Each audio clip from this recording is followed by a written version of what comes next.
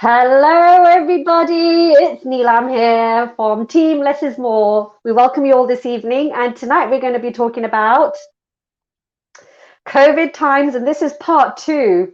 You notice, we can take. Can you all hear me? Shall I take this off? I think I will take this off since I'm indoors and it's safe. Okay. So, welcome everybody. It's really great to have you all on here for the second part of our COVID times.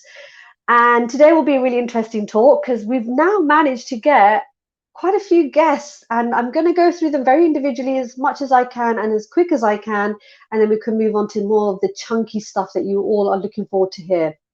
So let's start with, my team. You've got Danny. Danny, give us a wave. And you have Paola. She's give us a wave. Amazing tech Hello. there. Okay. And we now have with us, we've got Pierre Henry. He's a DJ, bachata, dancer, and teacher. Give us a wave, Pierre. Thank you. We have Jessica McLeod. Give us a wave, Jessica. Jessica is a doctor of virology and is really excited to looking forward to hear what you have to say, Jessica. So thanks very much for joining us too. And we have Sam Sleek. Everybody knows Mr. Sam, and he also hosts Speak to Sam. But also he's a dancer. He's a salsa dancer and just instructor. And moving over to our guru Nelson Campos. Welcome, Nelson. I think this is the first time we've had you on our live. He's an internationally renowned kizomba dancer and instructor. We also have Lena Kunner. So Lena Kunner is a very dear friend of mine, but she's also a clinical hypnotherapist, and she deals with people who may be going through traumas. And it'd be really interesting to have her on our show tonight. And then we have, this is a good one. This was a lastminute.com. In fact, I contacted this person today.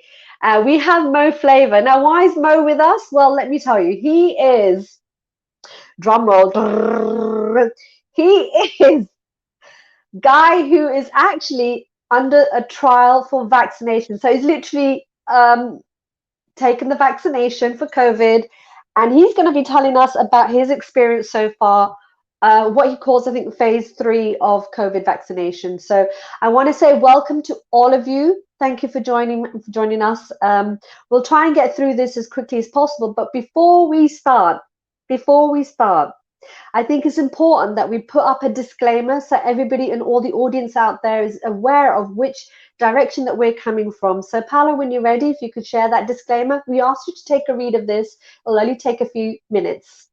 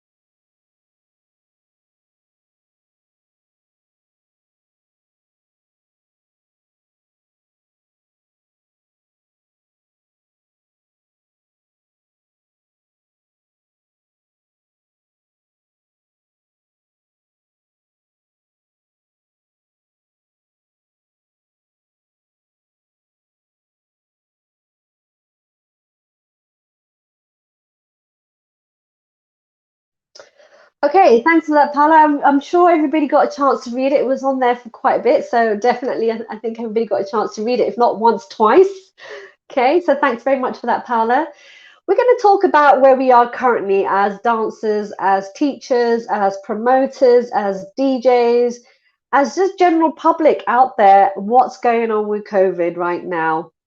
And there's been a lot of talks and there's been a lot of interesting conversations. The other day, I must have just put up a little post on vaccination, and I had over 100 comments for and against the vaccination. And it got me thinking that a lot of people are in very unusual circumstances, very concerned, very worried about what tomorrow is. But they also have a lot of strong characters out there who are alternative thinkers, and for them, it just is all a hoax out there. Um, but I wanted to sort of fix on where we are as dancers. So I want to talk to Pierre about this, because this time last year we were all happily dancing, and now we are have no idea where we are, other than I wake up in a house um, with no dancing in sight at this moment, unless it's online. So Pierre, if you don't mind, I'm going to pass it over to you. I'd like you to just tell us a little bit about what's going on for you. I know it's not your main job, but I know you have been doing a bit of online classes. How have your customers been receiving that? Well, yeah, no, that's correct. I'm not a full time dance teacher. A software engineer by day, and dancing and DJing is my hobby, my passion. So I've been participating in a few sort of online festivals and teaching a few online workshops. Um, my wife is actually a full time dance teacher. She teaches children's tap, ballet, and modern classes. So she's been teaching online as well. So we've had to dedicate our dining room to becoming our new studio. And we had to invest in some equipment to allow us to do the broadcasting and stuff. But I think people in generally are quite taking it quite well. I mean, at the beginning of lockdown, there was a lot of interest in the online classes. There were a lot of styling classes, footwork classes. I was doing musicality classes. So anything that was sort of solo related rather than partner work was doing very well. Now it's tailed off a little bit, but there's still interest there. And I think teachers are basically just doing what they can to keep in contact with their students, and make sure that their face is still out there, so they don't get forgotten, if you like, Mm. so that that contact Yeah, is yeah, still there yeah. when we come back. It Um, is. yeah. Yeah, Pierre. Do you know what I found really interesting is I know there was a period where everybody was. I mean, everybody enjoyed lockdown when we had lockdown. Everyone was baking or learning new things or just chilling out and catching up on series that they missed out on. Yeah. And then there was this little lull for a bit, and then people really started to miss dancing. Yeah.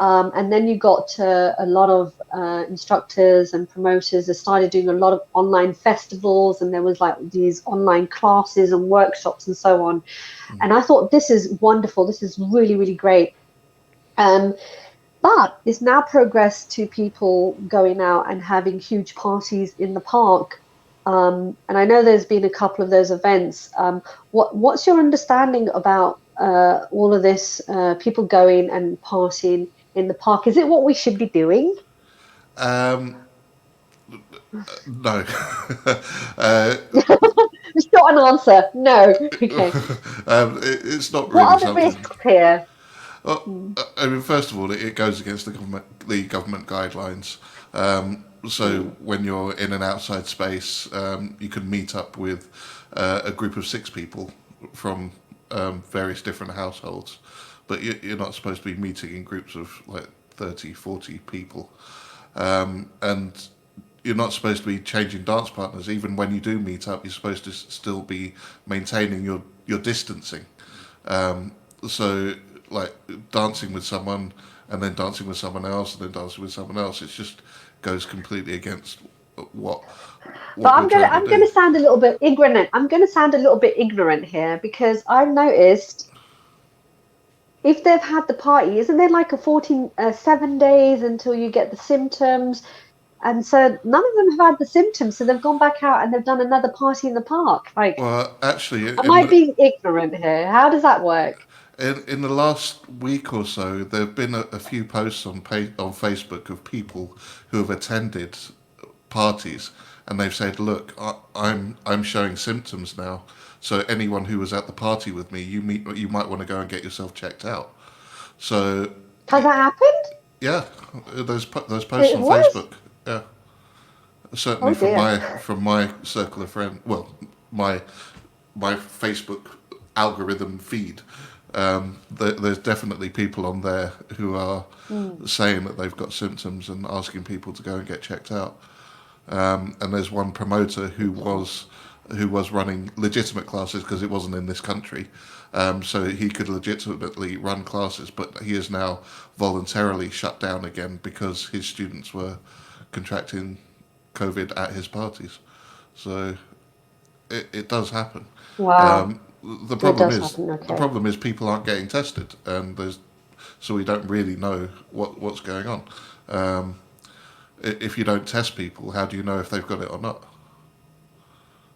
Mm, mm. Do you know? I mean, it's really interesting that you say that, and I'm going to ask. I'm going to ask Nelson about this. Pierre, thanks very much for a moment. I will come back to that. You know, how do we know whether people are getting tested or not?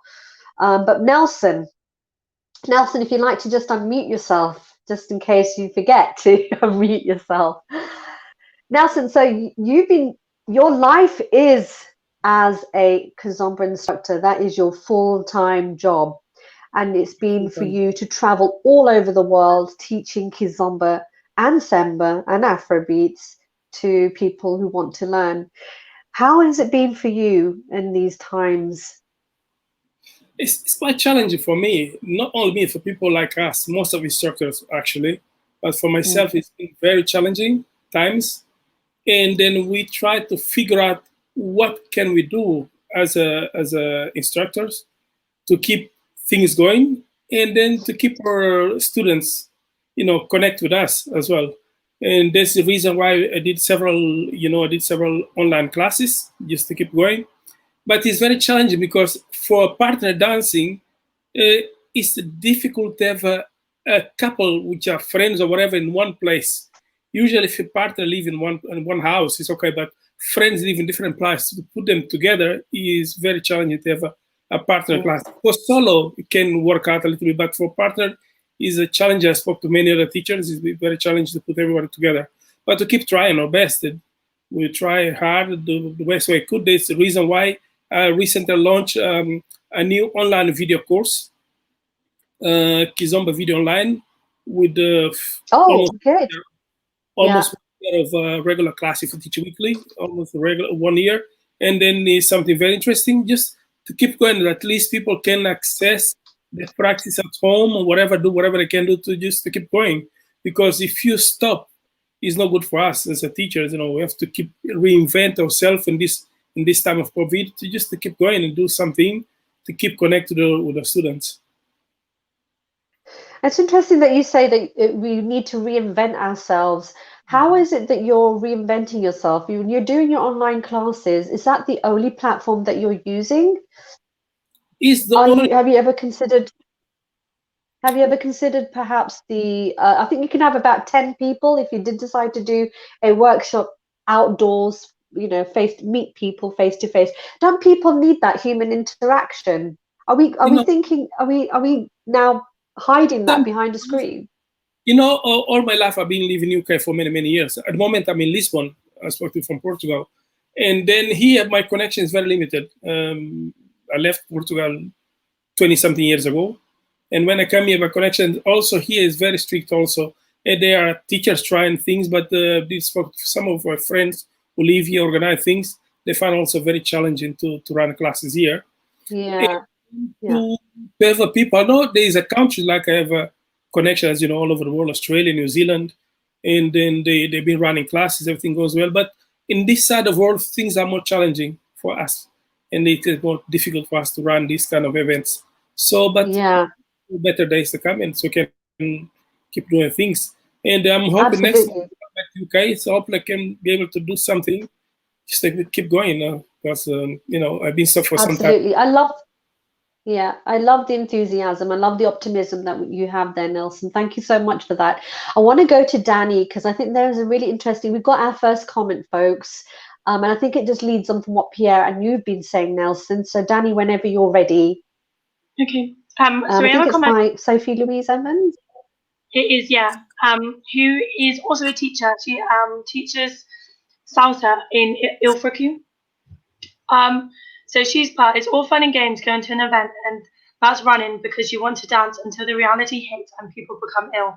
Personally, I don't think now is the right time to be doing outdoor events in the UK. It's not worth the risk, in my opinion. I guess it's a very interesting one because obviously we are allowed to do events for a certain amount of people, but as Sophie says, she doesn't think it's really worth it. So Nelson, what would you say to that? Do you think it is worth it or not? Sorry, say again. I cut a little bit. Say So again. Sophie's saying she doesn't think it's worth the risk of doing outdoor events, even though we are technically allowed to right now. What do you think? Now, I think it's worth to try. We have to try different ways, but of course, you have to follow the guidelines. The safety is a priority for everybody else. Wearing the mask or whatever, the alcohol gel to we have to keep trying the best we can do to keep things going. But I know, for example, I have one of my students who teach now lives in Auckland in New Zealand. They was running class suddenly because of incident, everything stopped again. So now it's a very challenging time because let's do it, let's go positive, let's do it, and then due to circumstance, things suddenly change suddenly, and then we have to stop, But I think nothing like try, but in the best way can do it, manner, and wear a mask or whatever can do to keep everybody safe. But we have to keep trying. We cannot stop completely. We have to keep going. It's a must. Sorry, folks. I just threw myself out of my own live stream. Wonderful. Thank you so much, Nelson. But I could hear what you were saying, so thank you so much for that. Danny, thank you so much. That's a really interesting point there. I think Pierre had his hand up while you were mentioning Sophia Louise's comment. And Pierre, what is it that you wanted to say? Please share. Yeah, I mean, there are some promoters who have started running indoor classes as well, and there's one promoter in Nottingham who's got their own studio, and they've actually gone through a very challenging process of making sure that the studio is compliant with all the measures. They've marked out spaces on the floor. They've got the air conditioning filters upgraded. They've installed hand sanitizers. They've installed one-way systems through the building, and that type of thing, just to help people come back and get some degree of normalcy. But they're still only running solo classes rather than partner work classes. I think our issue is that partner work is probably one of the least desirable things for people to be doing right now, in terms of all the activities you could be doing, in terms of all the exercises that you could do, all the dances that you could be doing. Partner work is just the most likely way of spreading the disease, unfortunately. Okay, that's good. So also, can I say something? Yep. Yeah, go ahead. Go ahead. What it says, Pierre, because is what's happened. You can create the safest environment possible in your dance school for partner, but imagine for some reason somebody went out, attend a class, all good, went out for some reason, catch, let's say, the disease for somewhere else. So where they're gonna start thinking, oh, he was dancing, or he or she was dancing in the class, or the part, everything end up in this circumstance. Okay, partner dancing together. So this is why it's very challenging for us teachers to create this partner dancing environment, whatever safe as possible. But it's very challenging for us. We have to think twice the risk we can take if things happen. If it happens in the studio or outside, they will always connect because it's been dancing in the studio or whatever. So it's very difficult for us in terms of partner dancing. No, I agree 100%. So I was just going to ask them, Pierre, do they have like some kind of a liability on this? Is there a liability insurance on this? What happens if someone contracts that in that in that indoor class and then decides that they're going to now, I don't know, have it out with that teacher? You Yeah, I know, how does mean, that work? Does anybody answer that? Sam, you look like Sam, you're laughing. You probably look like you got an answer to that. Please come on. I don't know. To be honest, I think most of the dancers in the scene at the moment, which is like when I say most of the dancers, most of the teachers don't have a liability insurance. And this is a sad thing to say. So if anything happened, then that would be a really big deal, especially if you did it indoors. If you did it outdoors, the responsibility of the dancers because they say they're all adults. But the reality is, regardless of what the decision of what's right and what's wrong, there is always going to be people that don't give a shit and they want to do the wrong thing. And there is some people they want to do the right thing. And there is the in-between people that they're frustrated with the right thing to do. So they want to do a little bit of wrong without thinking about it. And I think in the long term, that affects the dance scene. And this is the thing that people don't see. The more people we have dancing at the moment, the more likely we're going to be in lockdown for a longer period of time. Because again, most of the dancers we have with the bachata, kizomba, salsa, whatever, we all come from a huge different backgrounds. So there's some of us are doctors, some of us are cleaners, some of us. So we actually have a part in every part of the economy. And plus, some of us maybe that might be living alone, but again, we get in contact with a lot of people, whether neighbors, friends, in the coffee shop. So if the dancers don't do their parts, and especially, and this is the part when I say the teachers have the responsibility to be aware, to be to spread the good, the right knowledge. I know everyone is frustrated, like most of us as teachers or promoters or whatever, we're frustrated. We have events that didn't happen and we lost a lot of money in the first couple of months because we already paid for events and artists for and events that actually didn't occur. But we would rather take responsibility and be at loss for now, and because I think that will help us to get back to dancing sooner. But I don't think everyone thinks the same. Now it's up to us to try to do our best to keep it within that. I think Jessica has a reply to that. I just want to say I absolutely agree with you. I think we need to be responsible and not be irresponsible about this. Yeah.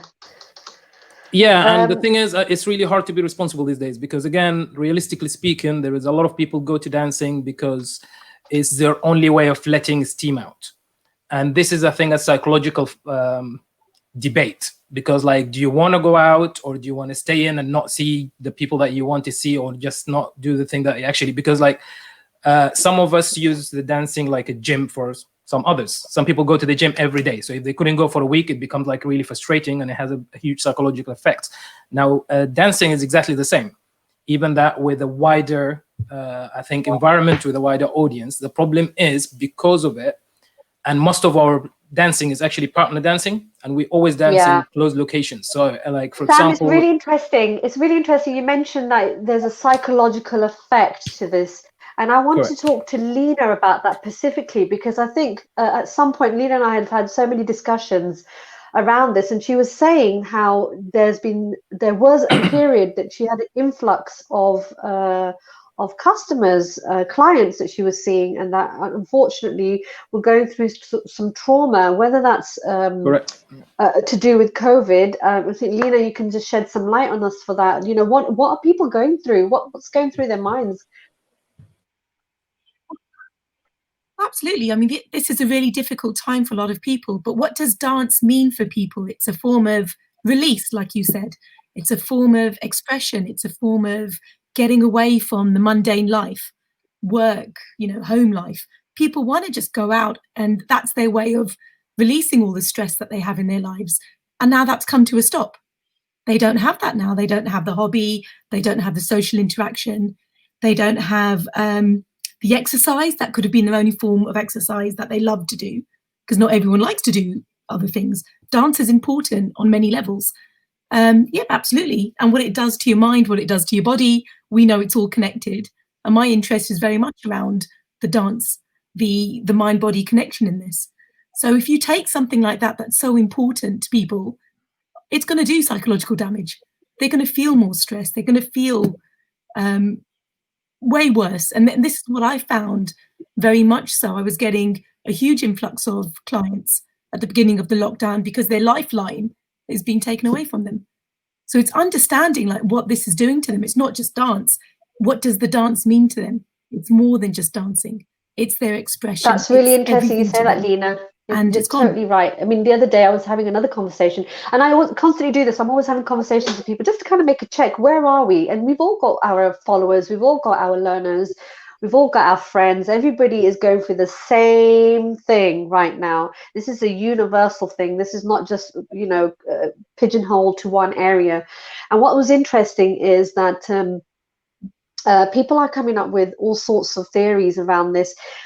Do any of you feel that perhaps we've just been thrown away from the government to say, well, look, here's a little vague outline of what it is that we want you all to do, but the rest is up to all of you? And has that played a part in it, do you think, Lena, that, you know, we're kind of just thrown out there? Yeah, it's from the government.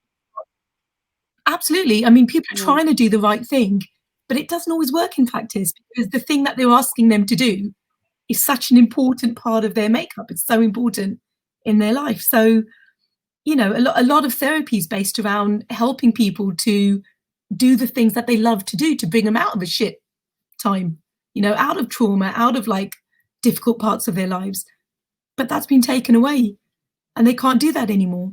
So then it's, what can they do? So it's not unexpected that not everyone follows exactly what they're meant to do. It's understanding what's really going on behind this. You know, it's what's the replacement? Yeah. What is the, you know, what's the balance? Yeah, I want to touch on that with you, Lena. I want to come back to you. Pierre's got his hand up, but I want to come back to Lena, because what do people put in place that can help them mentally to probably get to an even balance?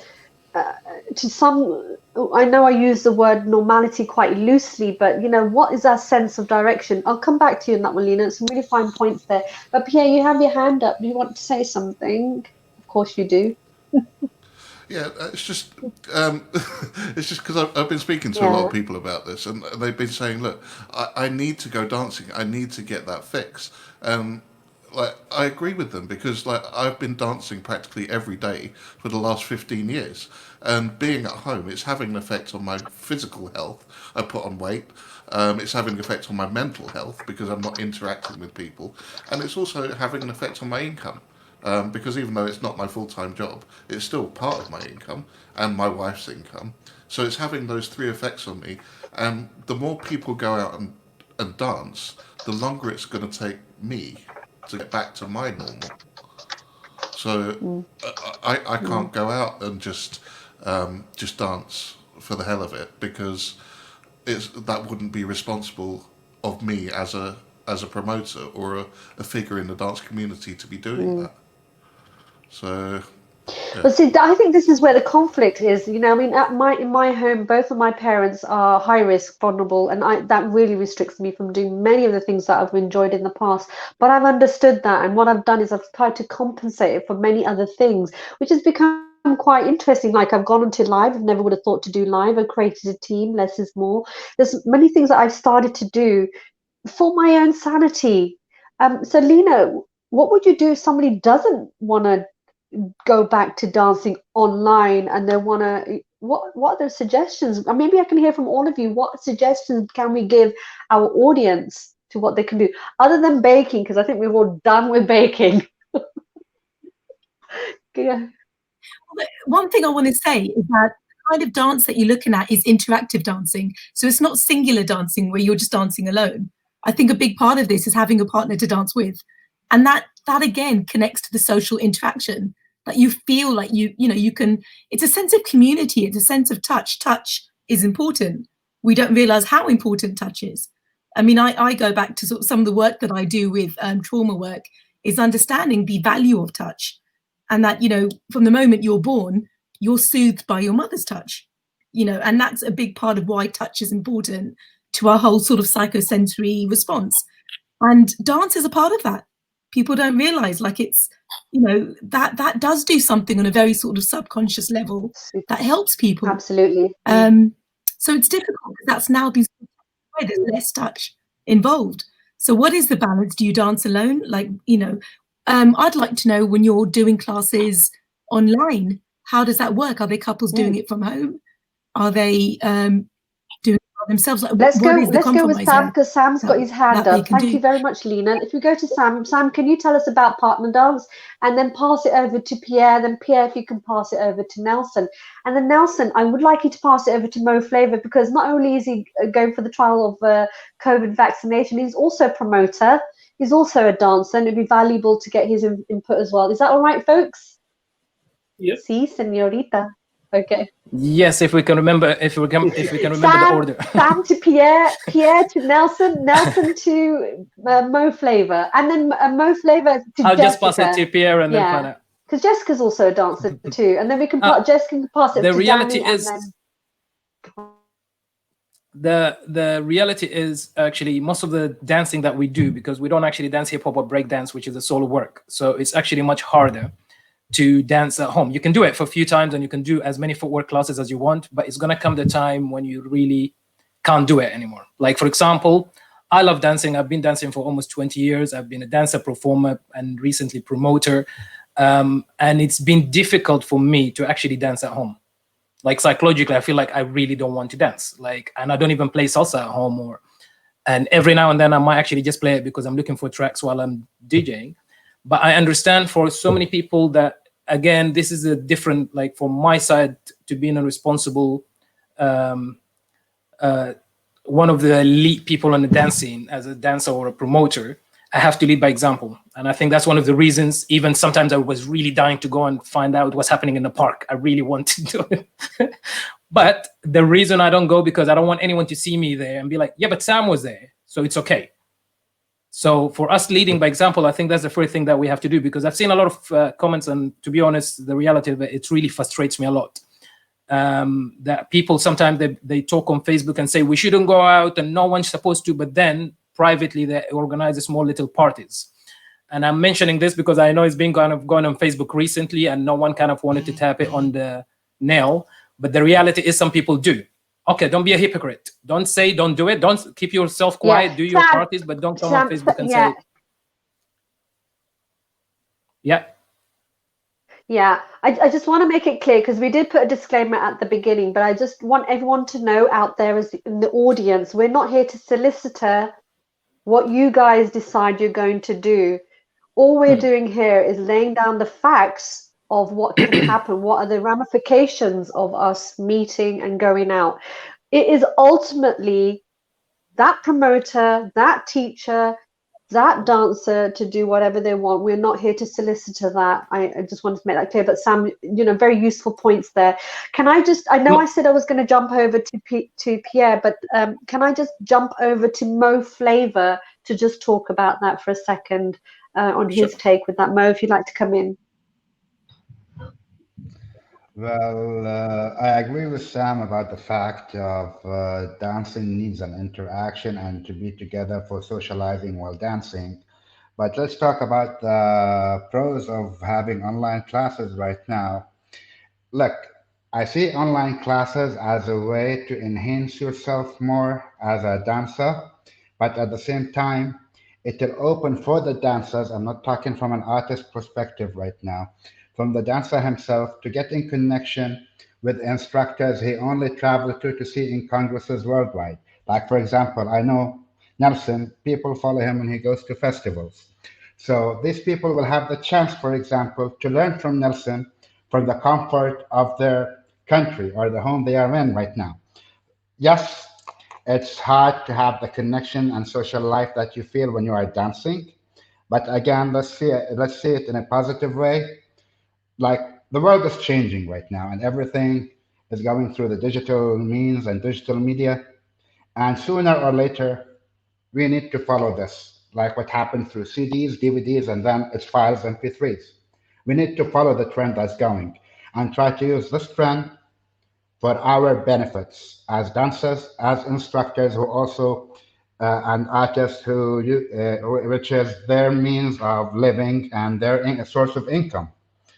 Like, as a again, this is regarding online classes. As for social dancing right now, I believe it's safer even if it's going to be taking long time to return back to social dancing. But it's better be safe than regret it later on. Like if we go back to history, to the Spanish influenza, Spanish flu, it took them 2 years to be safe and return back to normal. So for me, practice at home, be with your partner, do whatever you can to reshape yourself, then come back when everything is fine and we know the measures required for your safety in dancing, then it will be open for everyone. That's very sound advice. Nelson, I know you've got your hand up, but I'm just going to pass it over to Danny because we want to have a good balance between our audience and yourselves as guests. So I just want to honor all of that if I can. So Danny, you want to take it away? Okay. So we have a couple of comments that have come in. One from Hillary saying that she's actually been in the house. She doesn't work. She's been in the house for 5 months now, so she's not been able to get her dance fix. Where we were talking about online classes as well, she's only done online social interaction, which just isn't the same. Which I think all of us can agree, it's not the same to just talk with or follow a lesson online. But then I also want to pick up this comment, and I hope I say this right, from Zilla. She's put, we're dealing with the unknown. We don't know whether you can get the virus a second time when you already have antibodies after having COVID-19. My mind is split into one part wants to dance as I think I'm immune and I'm safe and would happily wear a mask. I'm so in need of socializing, it's affecting me mentally. The other part is that I'm scared to take the risk. It's grossly unfair that dancing will be the last sport to come back. She says, on a personal note, it's unfair because her husband has gone back to tennis.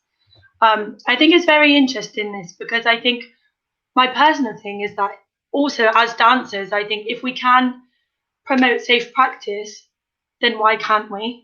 So I have to say that I have been one of these people that has been to dance. So, but if we are practicing it, if I'm practicing it safely and so is the other person, I can't see really much of an issue. Also, when I go to work and I am in touch with customers, what's the difference? If that makes any sense. What is the difference between that, me being near a customer and me being with someone when I dance? Over to Sam, you've got something to say? To be honest, the reality is being near a customer is someone that will pass you for like 2 to 3 seconds. And most likely you're going to actually take enough space between you and them. Coming to dancing, apart from the contact, we have so many particles coming from sweat, breathing heavily in front of each other. So that cannot be compared by passing a customer who's wearing a mask that you're just going to hand in something or they take something and they walk away. And the particle that actually on the air that can affect us even more, especially if someone is already sick and came on contacts. Plus the dancing, especially if we're dancing outdoors, we're in limited space. So it's easier to pass everything within like 10 people in a matter of like seconds, because like by the time the song finishes and I say hello to the next person, each one of us will dance with someone differently, which basically we kind of rotating partners. But every partner that we dance with, they're going to go to another venue and dance with say 5 to 10 people. And this is how the spread. And I completely understand is a lot of people say that, like why people can go to gym but not dancing. I can imagine like people, they're doing hip hop or break dance because they do solo dance. But when it comes to partner dancing, I think we have a higher percentage of infection within like one dance event or one dance And night, that's really more than we can interesting, have Sam, here. it's really interesting. Yeah, it's interesting you're talking about percentage. I'm going to go over to Jessica because there's points that some of the audience have mentioned about the antibodies. Can we get it again if we've got the antibodies? Are we at the risk of giving it to someone else then? So Jessica, I think this is a really crucial time for you to come in. Do tell us a little bit about, will we get it if we've already got the antibodies to give it to someone else? Does that mean we're immune enough that we won't give it to anybody else and we can go out dancing? Please help us out here. First, I want to say that you just need one particle and it takes 1 second to get infected. So it's a risk, it's a high risk. And there are different levels of risk. If you have a contact with a person that is 1 meter far away from you from a person who is dancing with you. Of course, the risk is higher if you're in constant contact. And as Sam was saying, with more contact and different types of approaches, you increase the risk, right? So you should try to avoid any high risk situation. And if you are with a client or a customer, you should try to be 1 meter away, or try to find a way to be far away, and your employer should be really taking care of that, which is very important kind of So rule Jessica, to follow right saying, now, and it's part of so the government Jessica, it's guidance. just 1 second, just 1 second of being a droplet of any kind, a droplet will give you. It takes somebody coughing on your face or somebody talking, and these droplets will get into your face. It takes 1 second for the droplet to get into your face, and you just need one virus that will infect your cells, reproduce, and you're infected. Yeah, this is a virus that infects quite in a high rate, so it's quite dangerous. That's why it's a pandemic right now. But can't and we I just think dance with our we should masks not freak on out, then? because there's a way to controlling. It's good to have the face shield. I think that's a very good option. But you still, the main way of contracting to is these people who are coughing on their hand, for example, and then giving you a handshake. That's a big problem. It's a no handshakes, no hugs. Sadly, I love hugs too, and I'm missing them. But the best practice is to not do that. Now, answering the second question about the antibodies, there's different research coming from different sources. This is kind of a new virus. We just learned about it at the beginning of the year, and science is learning on the process. I would say, for the research that I'm aware of, the people having antibodies right now might be protected, but we are not sure. And that's the big risk. Even for the vaccines are based in the fact that some of them, so there are almost 200 different vaccines, some of them are based on the antibody protection. And probably Mo will talk about the trial that he's been part of. But the fact that you have antibodies doesn't mean that those antibodies could protect you against the virus. Yeah, so those antibodies can be binding the virus, but might not be protecting you for it. The best case scenario, they will be protecting you. There's also another point, that is how long you can keep those antibodies. It could be 1 year, it could be 10, we still don't know. So it's a new virus. That's why we need clinical trials that at least cover 1 year, so we can actually assess the level of antibodies that the participants or the volunteers are getting out of the different vaccines. This is incredible information. I wasn't aware of that, Jessica. Thank you so much. I'm gonna just I just want to say, Zilla, stay at home. This is a message for you, Zilla. But I just want to come back to you, Jessica. There's obviously other points that I want us to talk about, but I believe Danny has something that she wants to say at this point. I'm sort of kind of managing that everybody gets an equal chance to speak. I think you mean Lena had something to say. Just want to add quickly, a report came out today that someone did get the coronavirus second time round. So just be aware that we need to follow government guidelines. We can make so many assumptions. The government are going to get their information from the scientists. We have to do what they say. And that's whatever we think, whatever situation we think.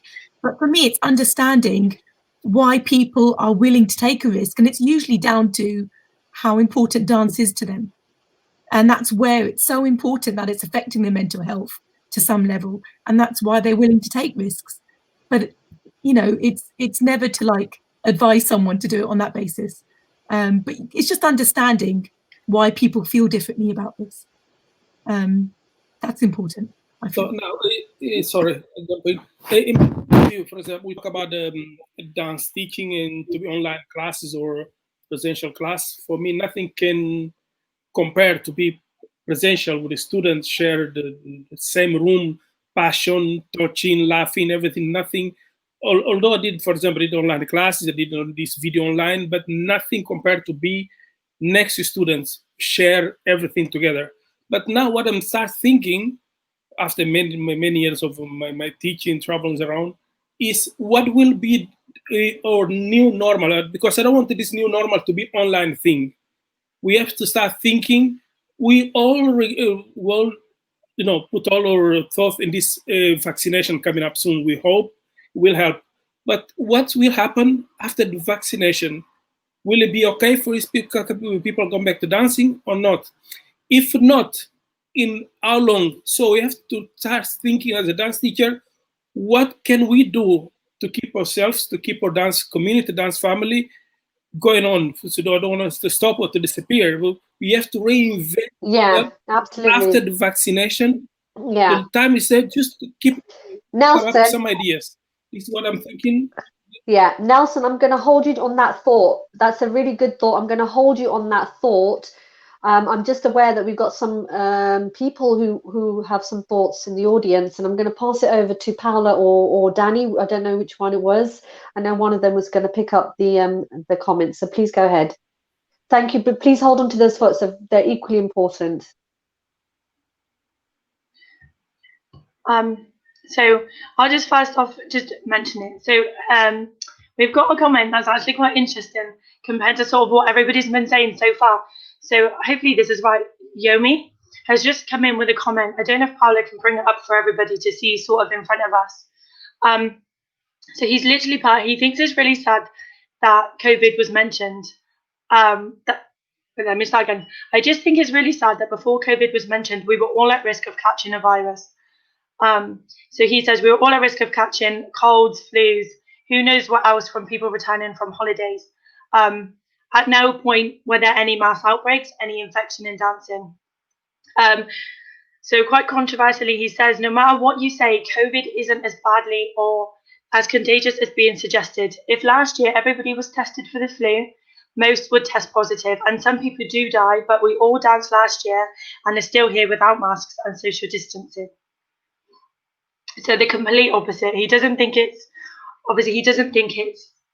as bad as say maybe everybody's making out.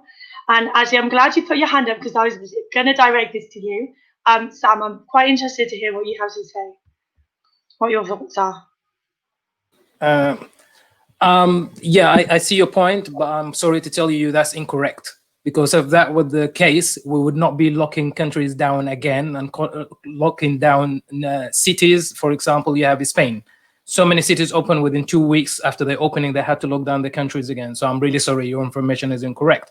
The only difference is at the moment, we have actually higher cases at the moment than it was before, but we have a lower death rate. And that just because recently I've been talking to a few friends and doctors and whatever. Now more or less they know what they're dealing with and they know how to actually go on with it. And like Jessica said earlier, I know we don't want to agree with the scientists and doctors, whatever, but honestly, those is the people, they know what they're talking about. Even if they keep changing their mind about what happened, because they're still figuring it out. So they're delivering the news to us as what they see coming in. And next week they'll be like, actually, maybe you should wear a double mask, or maybe you should not wear a mask and stay at home. But they're dealing with it. So we rather actually be safe than sorry. And it will make a huge difference if you have someone that you know directly, your immediate family got infected by the virus or died from the virus. Because I think we're fortunate enough to not have someone directly in our family affected by it. That's why maybe we don't care as much. But I know so many people, even including in the dancing, that had people that passed away within their families. And those people, they see it completely different because they saw the virus going from someone being sick to someone passing away to someone else got sick and someone passing away. So maybe we were very fortunate not to see it. So don't we rather be safe than sorry? But yeah, that is not correct. Actually, there's no cases now at break. Before we pass to Jessica, I sort of have to say, just to, again, just be controversial about this. So obviously, there's a lot of things I think that are out there in the world that if they said to us, like, that is dangerous, that could affect so many people, affect so many lives, yet people go out there and do them. If the government told us to stop doing everything, are people going to do it? People still go out and do these things. So kind of, I guess, in the same to this, does it mean that we have to stop everything to follow what they say? I'm just going to pass to Jessica before we go to Pierre. I will say first that in Argentina, they have a saying, they are in a very strict quarantine right now. The virus doesn't have legs, it uses the legs of stupid people. And as hard as this sounds, is the reality. The virus needs the people to go around. So if we will all just follow a full lockdown for 15 days, the virus will disappear. That is as simple as that is. That's one thing. And the other is that there are a lot of viruses going around. There was an Ebola crisis 5 years ago. There are different viruses, but we have some information about them and we were able to manage them on time. I don't want to blame anybody, but information was not correctly addressed at the beginning of this pandemic. And this was one of the reasons why now we are in this pickle, to call it in a polite way. But I think we all need to be really aware and we need to educate ourselves, because it's not only the impact of the people who are dying, the people who are suffering in the hospital, it's the people who are not able to get to the hospital because COVID is there. I have clinical trials with people with cancer who are not able to get their therapy because they can't go to the hospital for 6 months. We're talking about thousands of people. And then we have the other people who are not able to visit their parents or their grandparents or different family members, in my case, because they're shielding. So the impact is huge. It's terrible for the people that directly die because of the virus, but there are a lot of indirect impact and economic impact. So being aware of that and being responsible is very important. I do wonder if people are maybe becoming, say, skeptical, because as you just said, if everybody did a full lockdown for 2 weeks, we wouldn't be here. But actually, we've just been forced into a lockdown for, what was it, 6 months, where only key workers could go to work. So but those key workers, those key workers were still interacting with lockdown, where they're forced to do it, but then we're still here and then potentially going into more lockdowns. I know now that it's opened up, but that wasn't a full lockdown. It was not full lockdown. There's no way to have a full lockdown. That's the problem. You still need doctors to go to the hospital who are risking their lives, and you need the essential workers, which we should be extremely grateful for their efforts. And we also, this is a global planet, right? So people are traveling all the time. So you should really close the borders, because each country is managing this in a completely different way, and that's another risk. So even if UK goes in an absolute lockdown for 15 days, you just get one person from Brazil, let's say, infected, and then we have a reinfection. Yes, I want to mention, because isn't that what's happened in Australia, wasn't it, or New Zealand? That there was a couple from England went over to New Zealand, and that lovely president, she was just like, no, this is not happening, just shut everything down. I get that, and this is just how quick things can escalate by what you've mentioned, Jessica. It just takes that one droplet and that's it. I want to touch on the bubble dance, whatever they call it. Who knows a bit about this dance bubble? Because I mean, I thought it was just with people in your house, or you decide with someone in another house to say, hey, you're going to be my dance bubble, and only you and I can ever contact each other and dance together. Has anyone experienced that? Or is there anybody want to put their hand up and tell me, has anyone experienced that? Or is there you have, Pierre. Can you tell us a little bit about this dance bubble? The only bubble I know is chocolate. Well, I did ask this question on my Facebook wall. I was like, what is this dance bubble about? Because it's basically people trying to use the idea of the social bubble and reinvent it to fit the dance scene. They're saying, I'm going to choose you as my dance partner, and we're going to go to dance classes and dance together, regardless of whether that actually fits within the framework of a bubble, or whether they're already in a bubble, or whether they're eligible to be in a bubble. They're just saying, you're my dance partner and we're going to go dance together, right? And this is what I was going to say before. People are in general just trying to push the guidelines as far as they can, and they're trying to reinterpret the words to suit their own situation. And the trouble is that the government has set those guidelines as far as it can within the confines of what the science is telling them, in order to kickstart the economy, but without raising the infection rate above 1. So if people are then reinterpreting those rules and going beyond them, they're actually pushing it further, and they're the reason why you get the spikes. So it doesn't help anyone to try and wiggle around these guidelines, because it's not doing anyone any favors, not even themselves in the long run. So are you saying that even the dance bubble is not a solution? It's not No, part of a solution then? no. No. Listen, and Sam, I know I want to come back to you, Sam, but I'm aware that Mo Flavor hasn't spoken. Now Mo Flavor also runs the Abu Dhabi International Dance Festival, but he's also the only guy I know right now in the entire world, for me, who has taken the COVID vaccination. He's on the trial itself, and I think he called it the phase 3. Mo, do I need to put my mask on when I'm talking Yes. to you? Just checking. Actually, I have my thermometer here to check on you if you can get close to me. We're good. Check We're at a your. social distance right now, okay? So, just for safety, hold on. Go ahead. Let me, let me tell you a little bit about the vaccination. Oh, hi. There is phase 1, phase 2, and phase 3 of the vaccination, in which phase 1, they only try it on few people and they monitor them before they go to phase 2, in which they increase it to other hundreds of people. After they check the safety of the people and how safe it is, they go to phase 3, where they have around thousands of people who will So I join just want this to before they backtrack. I release want to it. backtrack. How did Now, in phase 3, you get notified of this, and how did you get involved in all of this voluntary trial? actually, I read in the newspaper, online newspaper, that they are opening vaccination volunteering for COVID-19 here in the UAE.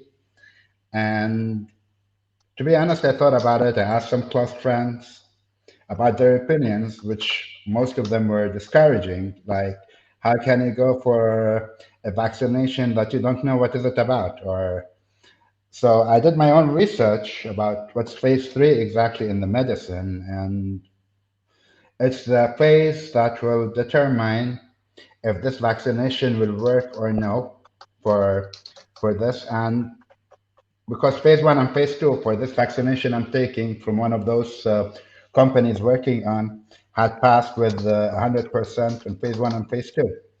So I was like, I will do it. I went.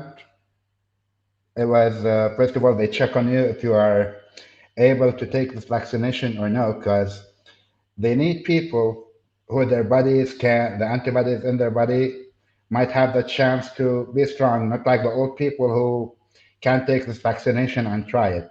How did I they did the know? How did they know what it is that? What did they you do have a to screening. pass? How do you know that you're healthy? What screening did they do for you to say, yeah, you're Um, eligible to go on to this trial?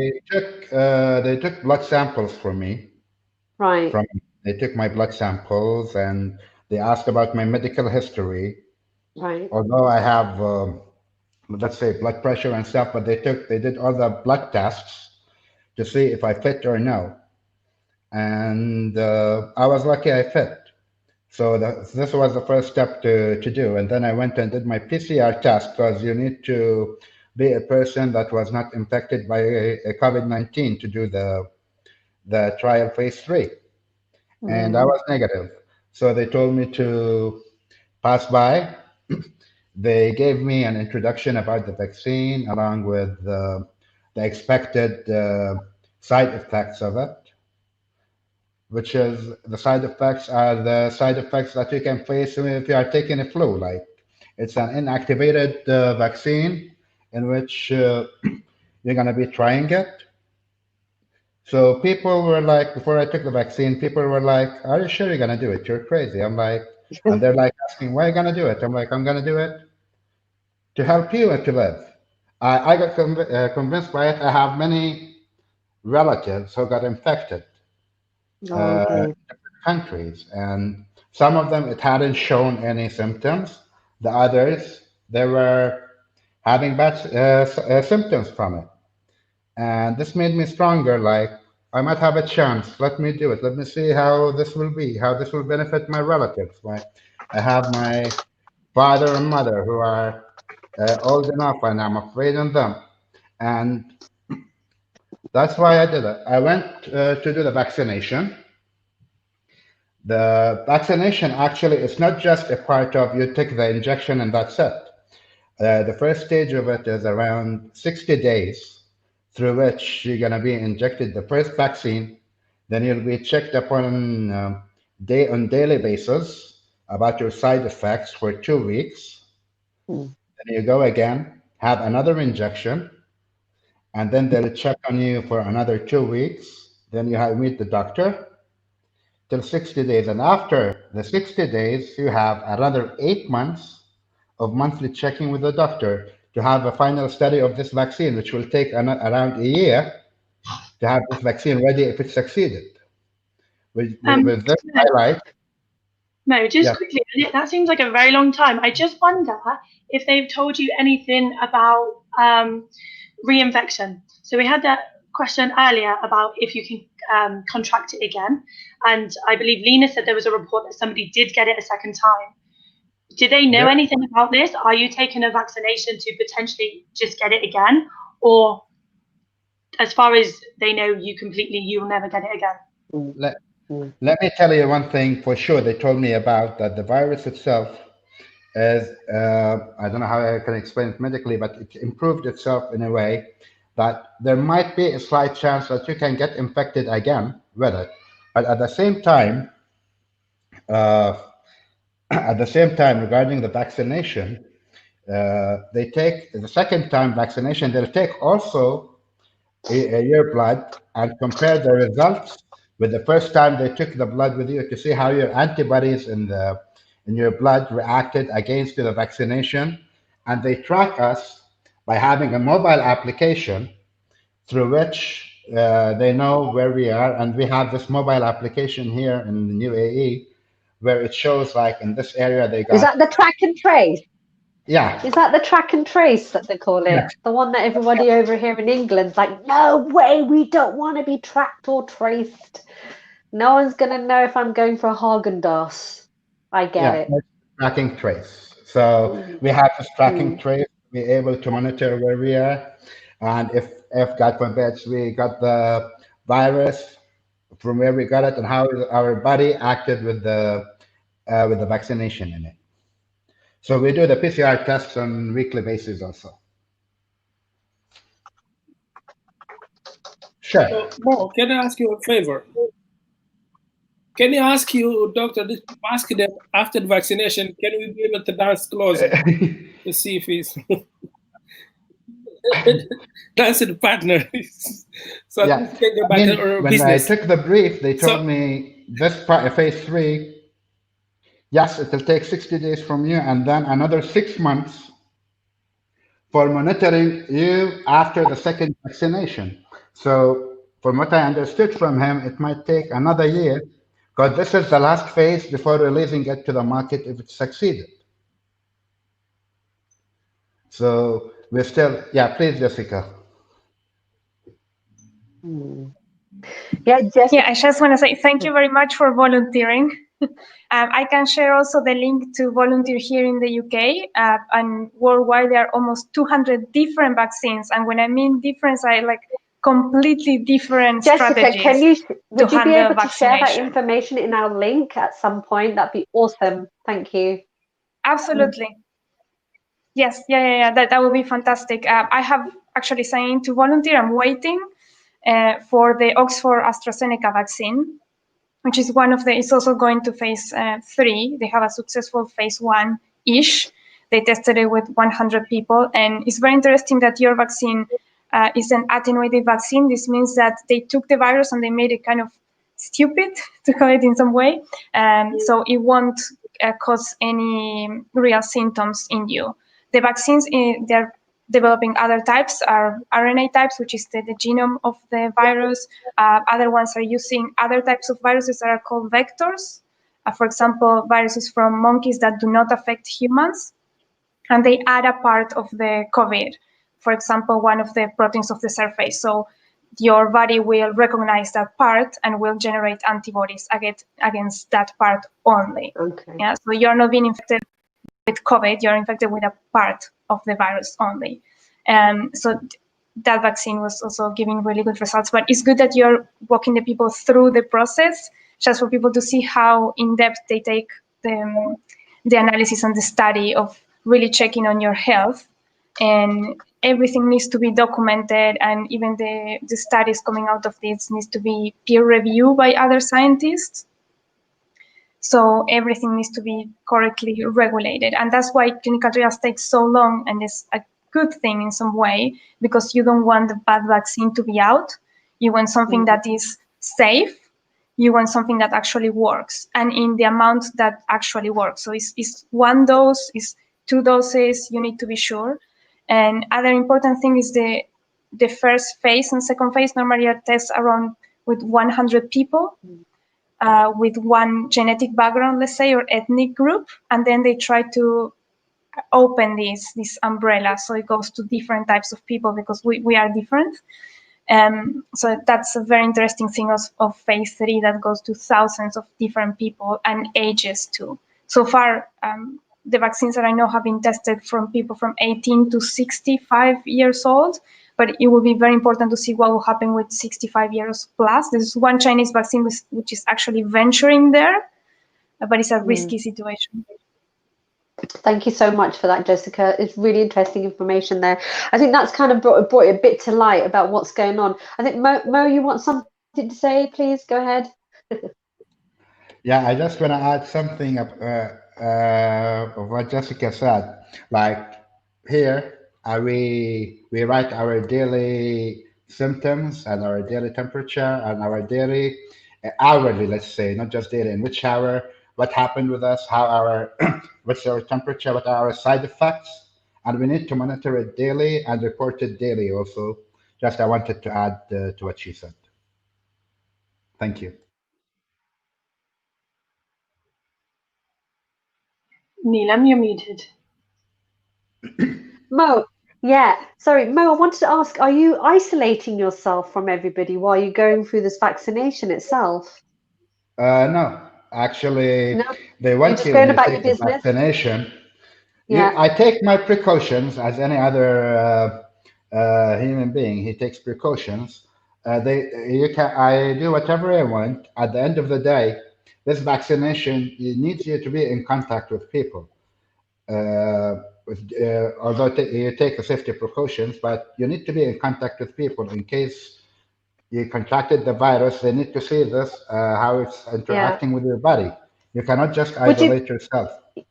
Would you be able to put in the link? Someone's just asked very quickly who developed the vaccine. They've asked you Ah, specifically, Berid. Thank you so much, Berid. And they said which company. So if you can throw that into comments, that would be brilliant so someone can pick it up. I'm going to pass yeah, it over I to will write Paola it in because the she's got her comments. hand. The vaccine I took it. Thank you so much. I'm going to pass it over to Paola. Paola, you got something to say, hon? Yeah, well, first I wanted just to start on the comment of that somebody said about the bubble dance, and that was still not safe. I just wanted to share experience. I was volunteer in a clinic for 1 month, almost 2 months more or less, because I'm a health professional, my first background. But then I realized that first by one side, sometimes the symptoms, and maybe Jessica also can add on that. The symptoms normally are, for instance, where I live, are a bit that's something interesting I learned, that the symptoms that you can present here are not necessarily related to respiratory system, can also be patients can come with gastrointestinal symptoms. So and during that time I realized that it was up to me and my free will to decide if I was going to disclose that I was volunteering at some place, or that I was frequently for appointments at a health center or at a clinic, or that I decided to go to a surgical procedure. So like it was my free will to decide to stop going for physiotherapy when I needed or whatever, just to not expose or put myself or put other people in risk, including my husband. At some point, my family also got worried, and that's what basically the main reason that I stopped volunteering. But what I'm trying to say is that related to another comment that I see, that some people think that they have been dancing and they don't catch the virus. I would say be grateful that you have not catched it, because is your immune system or many other reasons that are still protecting you. And I hope and I wish that it continues to be like that. But it also, you don't know what the behavior is, and the only thing that you can rely is on yourself and your own free will and honestly way of taking care of and helping you, making your point of collaboration. Lena, thank you so much, Paola. Lena, you look like you're a bit concerned. Please tell us what's going on. The thing is, we're all talking about something external from ourselves, a vaccination that's going to be the miracle cure. Nobody knows enough about vaccination yet. They're still doing the trials. They're still working on it. We need to start believing in the power of our own bodies. If we keep ourselves healthy, mentally, physically, we're less likely to catch COVID. I mean, no one's touched upon that. That's a big thing here. You know, dancing. What's the alternative? What's the compromise? Yeah. We can't dance. And to say there's no alternative shouldn't be there. There's going to be other things. It just means changing our way of thinking. So if we can't dance, let's look at other things to help ourselves. And also that fear and worry is going to lower our own immune systems. It's a proven fact. So it's actually working with our own systems in place, working with our body, working with our mind to help us stay fitter, you know, in this challenging time that we're in. So I've got three hands. Lena, thank you so much. I've got 3 hands raising. I've got Jessica is pretty eager to get in. I know Sam and Pierre put their hands up first, but I think just going on from what you're saying, it might just sit okay with Jessica, and then we're going to move over to Pierre and Sam. Go ahead, Jessica. I just want to agree with Lena again, and I will share a link from a doctor in the US who is trying to bring awareness on that of like be healthy, not only in like healthy eating, meditating, a lot of things that you can do to keep your body healthy and your immune system active, like walking in a forest, for example.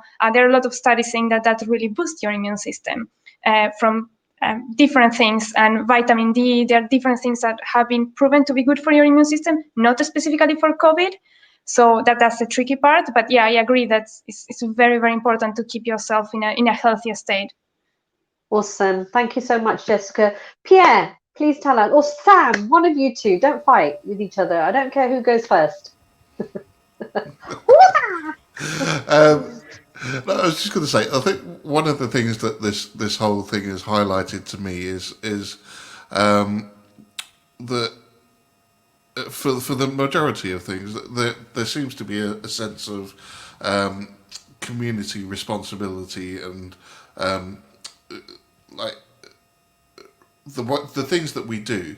I know that we said earlier that if someone wants to go out and do something, then that's their choice, but it's not really, because the way that you're behaving in public now is part of a community response. It's not just about you, because the people that you're interacting with are spreading the virus, and you can't just think of it as I'm not getting sick, so therefore I'm going to go dance. Yes, it's not a time to be selfish. It just frustrates me when people says, yeah, not a time to be selfish, but more of a time to be selfless and think of others. Yeah, it just frustrates me when people say, well, just mind your own business. Let me do what I want to do and you do what you want to do. I'm like, no, because what you're doing is affecting me. It's affecting me going back to dancing. It's affecting me going back to learning, earning a livelihood from dancing. And that's your choices which are affecting my life. Thank you, Pierre. I completely understand what you're saying there, definitely. Sam? Oh, hello. Speak to Sam. Hello. I just wanted to say, like exactly what Pierre said, because it's not just about you in this position. It's completely different. If you want to jump out of the plane, be my guest.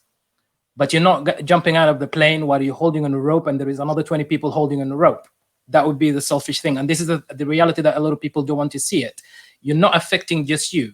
You're affecting the people around you in a bigger network. And this is another thing. You're not gonna just affect your family or just your neighbors. Your family, each one of them will go and see someone else to see someone else. By all means, you are free to do whatever you want to do as long as you have a stamp saying, I have not been isolating, for example. So we know and we get the choice to actually shake hands or not shake hands, or go out and meet for a coffee or not. And I completely agree with Lena, because again, regardless of what it is, if it's a virus, bacteria, whatever, our health is the way we strengthen our immune system. It what counts, and that is mentally or physically. The healthier we are, the less likely we get affected by the virus in a bad way or as critical as other people. So I really recommend that. But on the other hand, I see Yomi actually posted quite a few posts here, and I just wanted to go through one of them. And he said, you will only be able to dance socially when you're told you can by the government. If you think then that makes you safer, I really have no words. Yomi, to be honest, I really like your messages, because I think that will give us a point of debate. But I see it as simple as this. I might not agree with this. I might really want to go dancing now. But if it says by law is not allowed, then I'm actually committing something illegal. The same thing if they said to me it's illegal to smoke weed. Even if I like it, it does not mean that I can actually do it and get away with it on the street. I have to do it hiding somewhere on my room or in my neighbor's house or something. But if I did it on the street because it says illegal, it does not mean it's always right, but we just have to follow the rules. And at the moment, I think it's not for us. It's not about the rules. Let's be realistic. In Canada, our government has not really been very clear about the guidelines. We had an open guidelines, open for interpretation. This is the same as everything else. We have to use our common sense. If we really want to go back to dancing sooner, then I think we all have to stay together and do the same thing, because it makes it just easier for us to go. Absolutely. I get you, Sam. I think you might have thrown Danny off though. She's got I think it must have been something you said. Danny, what was it? There was a baffled look. What you said is that the thing that I've just reacted to is just the fact that we've just said about, say, cannabis being illegal, but then said, so if you want to do it, you've got to do it hidden. I don't agree. That's completely going against what we've just said about that we shouldn't go in down with other people, because you're saying that it's the same, that dancing is illegal and smoking cannabis is illegal, so you wouldn't do either. But then you've just said that the people that will do it will go and do it hidden. So then they're going to do the same dancing.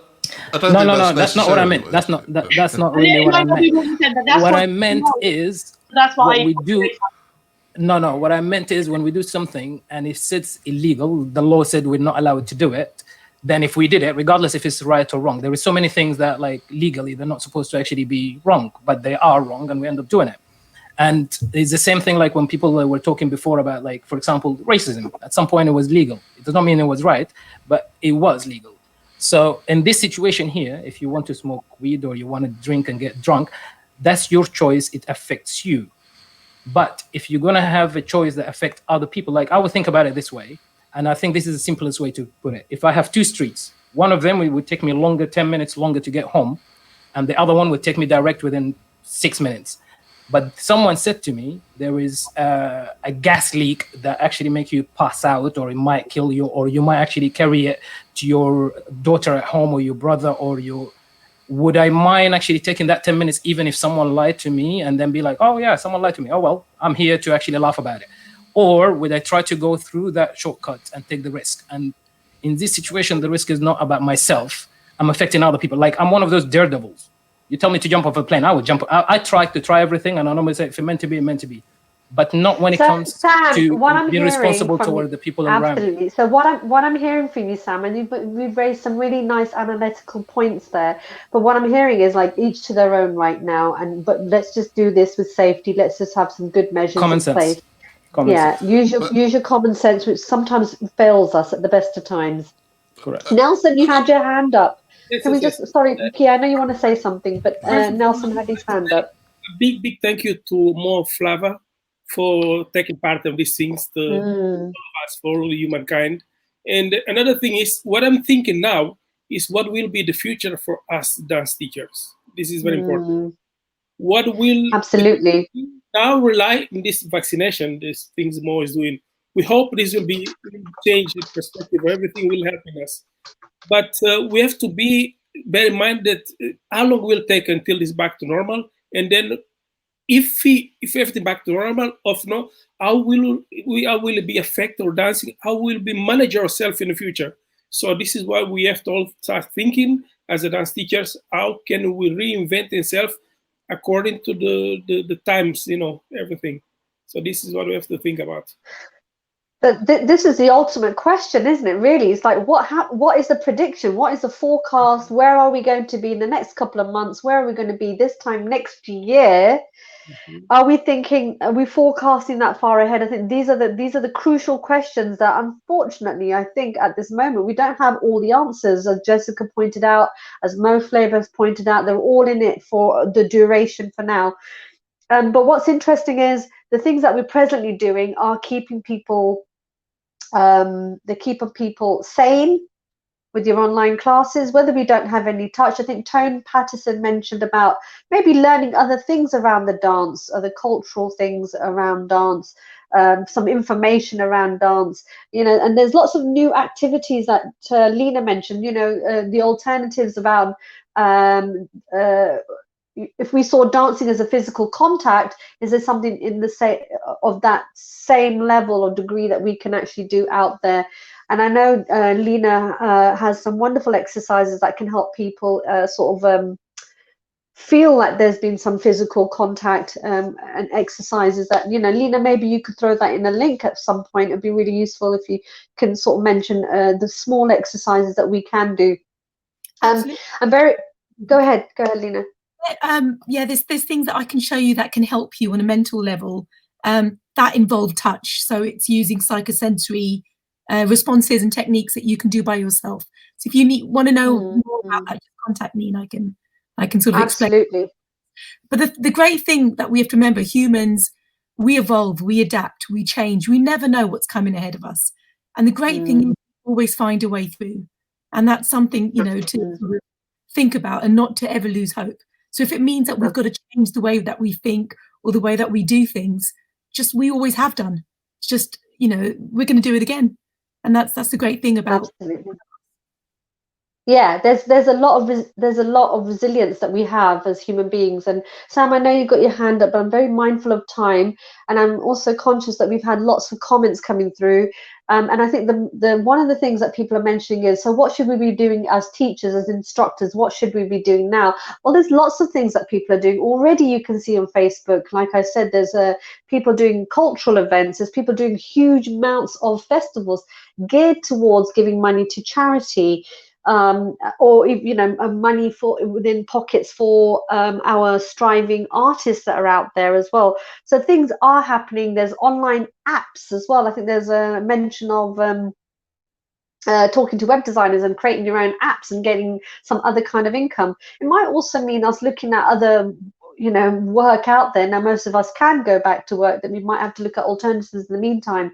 There's always a way of finding something if we just think outside the box as just purely as instructors or as teachers. So I just want to say we have reached about, oh God, how long we've been here for about an hour and a half, and we did say we were going to wrap it up around an hour and a half. So I want to say if there's anything that perhaps you, my guests, please, in particular, if there's anything that's been missing, feel free to put that in comments. I know, Sam, for you, I know you did have your hand up, but please, if there's anything you want to wrap up yourselves, feel free to put that into our comments, and any links that you want to share. That's always useful. That can help other people, propel them to other ways of thinking. I want to say a big thank you to Paola. Paola's always fantastic on the text. She's so patient with all of us. And I want to say thank you for Danny, who has been picking up the comments really well. So thank you very much. And I think it's a huge thank you to Mo Flavor, who, he's our guinea pig. That's incredible. We've actually got someone out there, who's going to fight that corner and hopefully, make something possible for all of us to get back to some normality. And Lena, thank you so much for all your insightful information around that. Nelson, Pierre, Sam, as always, you guys are amazing with keeping everything going on Facebook, and I've seen your work and the work that you continue to do. Everyone, Sam does Speak to Sam live talks as well. So if you don't know about Sam, do click on his page and follow him too. And Jessica, it's so interesting. I'm going to tell Jessica. Jessica came for me out of nowhere. There was a big argument on my Facebook for the pros and cons around vaccination. And then I got talking to someone who I know within the dance arena, and your name came up, Jessica. Now, you couldn't have come at a better time, so thank you so much for all your input, your factual input, that I think we can literally take a lot away from that. I think there's so many things there's been a lot of answers from what you mentioned for people who've had, or saying that they've got COVID or they've got the antibodies and they're not really sure now what's next for them. But I think you've kind of given it a good answers there. So thank you, everybody. If I've missed anything, please forgive me. To the audience, if we missed out on your comments, please forgive us. We're really short for time. This is one of those very interesting conversations that at this stage there is no end to it. And, you know, we can continue this conversation. You're certainly more than welcome to carry on putting in the comments what you think, what you should be doing, any interesting solutions. We're always welcome to that. So I want to say thank you to all of you. Please don't go just yet. I want to also mention, just off topic now, so we're close down the topic of COVID. We want to wrap up by saying that the live talks that we do, these were part of our Less is More event that we do, the seminar that we hold each year in Lisbon, and we will be bringing back the project in May. I have no idea right at this stage if it's going to go ahead. I mean, that was the latest date that I could give. I'm hoping, fingers crossed, by the end of the year we've got some information. If any of you fancy to leave, the guests, you're more than welcome to leave, but it's just nice to have you here. It's just nice to see your faces. So for the rest of the people out there, just to let you know, the sales are going on. The sales are going on for come September. So if you are interested, please do sign up. It'll be really interesting to have you there. We do choreographies with new and seasoned choreographers and instructors out there. And then we have a whole day of seminars talking about all sorts of topics that are a concern for us within the dance arena. So thank you very much. I want to wrap up with a going out song. And now this going out song, I have to mention it. I heard about it today. There's 2 teachers in the USA and they've created a rap and it's called What's Poppin'? And it's gone viral. So if you haven't heard of it, now is the chance. So everybody, one love to everybody, one big hug to all of you. Thank you so much, Mo Flavo. Can you do this heart? Can you all do this lovely little heart for everybody? Okay, so thank you so much to all of you. You've been exceptional, really you have. And Paolo, it's over to you to sign us out. Okay, thank you.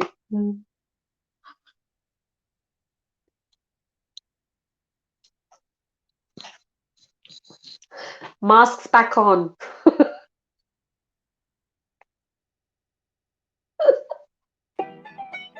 What's Miss Evans on the beat, so tap. You got options, but you better pass my class, no flopping. Gonna log in every day, every morning I'm watching. Yeah, we virtual and you know it's up, so we about to take it up a notch. Yeah, my role is the best, no comparing. We had to top our truth, no daring. CTA, EPON, arts and sports. Man, I want it all to myself, no sharing. COVID-19 had a stress, but it's nothing. We gonna overcome that facts, no bluffing. Wear your mask, wash your hands, keep it safe. This is cause I really thought that a pandemic said something. On the South, we do more than rap. Doing all we can just to get you out the trap. Teaching up, lifting, motivating, and engaging our students, going straight to the top, no cap. What's poppin'? No flopping, no stopping. We mopping. Yeah, net away, net away, net away, net away, net. You know Miss Evans don't play. Yeah.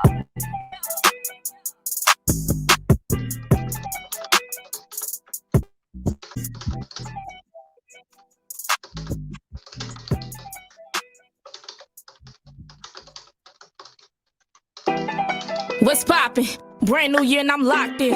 Far as this teaching go, I am unreachable. I'm number 1 in your top 10. Miss Williams, been popping. 2020 new school, year dropping. No COVID-19, ain't worried about a thing. When it ain't no stopping. I can teach a class with Swiss red, this drip hard. Go ahead, take a picture on your iPhone. To the school, yeah, virtual. And you know Miss Williams go viral. Talk to school, I'm a fool with the lesson. Come learn with me, I swear it's a blessing. Classes in session, and we just progressing. Success is the topic, and pass is the message. Woo! My school is the best, there's no competition. We at the top, no switching positions. The road number one, tornado, let's get it. Let's get it. Yeah, I say that green, that gold, that gold, that green, that gold, tornado, let's go.